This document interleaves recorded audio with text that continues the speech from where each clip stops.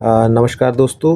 आज हम बात करेंगे रिस्क और हज़ार्ड के बारे में। रिस्क को लेके और हज़ार्ड को लेके इन दोनों के बीच में बहुत लोगों के मन में कन्फ्यूज़न होता है कि एक्चुअल में क्या हज़ार्ड है, क्या रिस्क है।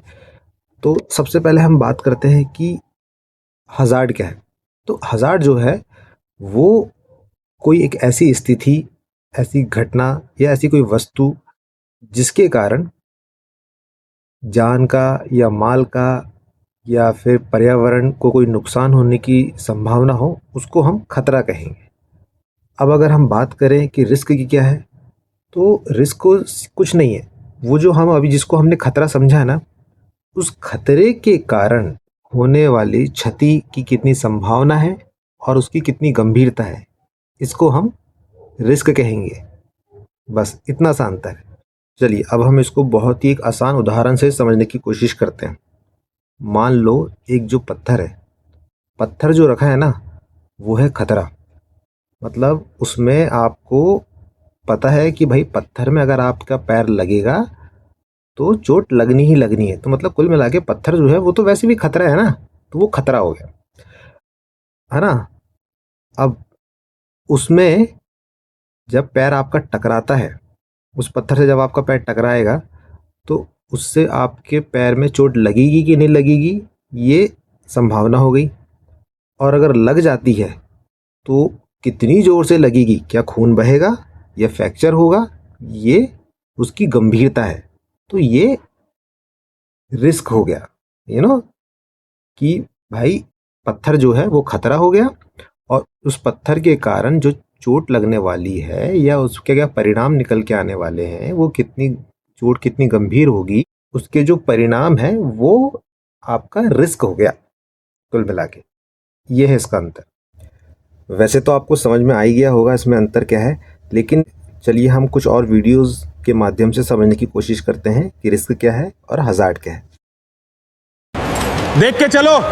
कार्यस्थल पर सेफ्टी ऑफिसर सभी को सुरक्षित काम करने के लिए कह रहे थे। तभी सेफ्टी ऑफिसर ने देखा कि एक लाइव केबल सरफेस पे पड़ा हुआ है। ये एक खतरा है, इससे करंट लग सकता है। जी सर, मैंने देखा नहीं था, अभी हटा देता हूँ। सर क्या आप बता सकते हैं ये हैजर्ड क्या होता है? ऐसी कोई भी चीज, स्थिति या कार्य जिससे चोट, बीमारी, नुकसान या दुर्घटना हो सकती है, उसे हैजर्ड यानी कि खतरा कहते हैं।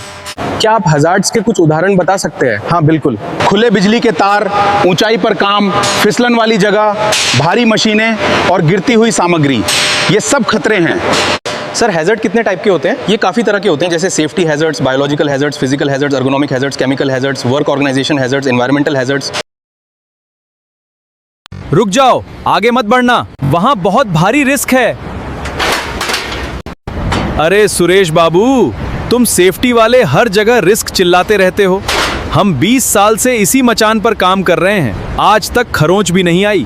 मंगत भैया इधर आओ, आज तुम्हें एक खेल समझाता हूँ। मान लो पिंजरे में भूखा शेर बंद है। वो शेर क्या है? वो तो मौत है बाबू, यानी खतरा। बस भैया यही गणित इस साइट का है। वो जो मचान का पट्टा ढीला है वो उस भूखे शेर की तरह है, जो कि एक खतरा है, यानी कि हज़ार्ड है। वो चुपचाप वहां पड़ा है, खुद चलकर आपको मारने नहीं आएगा। हाथ में भारी तसला लेकर उस ढीले पट्टे पर पैर रखेंगे तो आपके पैर फिसलने की जो संभावना है और नीचे गिरकर पैर टूटने या जान जाने का जो नुकसान है, उसे कहते हैं रिस्क। हाँ? इसका मतलब अगर मैं बेल्ट पहन लूं और प्लैंक ठीक करवा दूं तो शेर वापस पिंजरे में बंद? बिल्कुल सही, बिल्कुल। खतरा तो साइड पर रहेगा, लेकिन सही सुरक्षा अपनाकर हम रिस्क को जीरो कर सकते हैं। क्या आप खतरा और जोखिम में अंतर जानते हैं?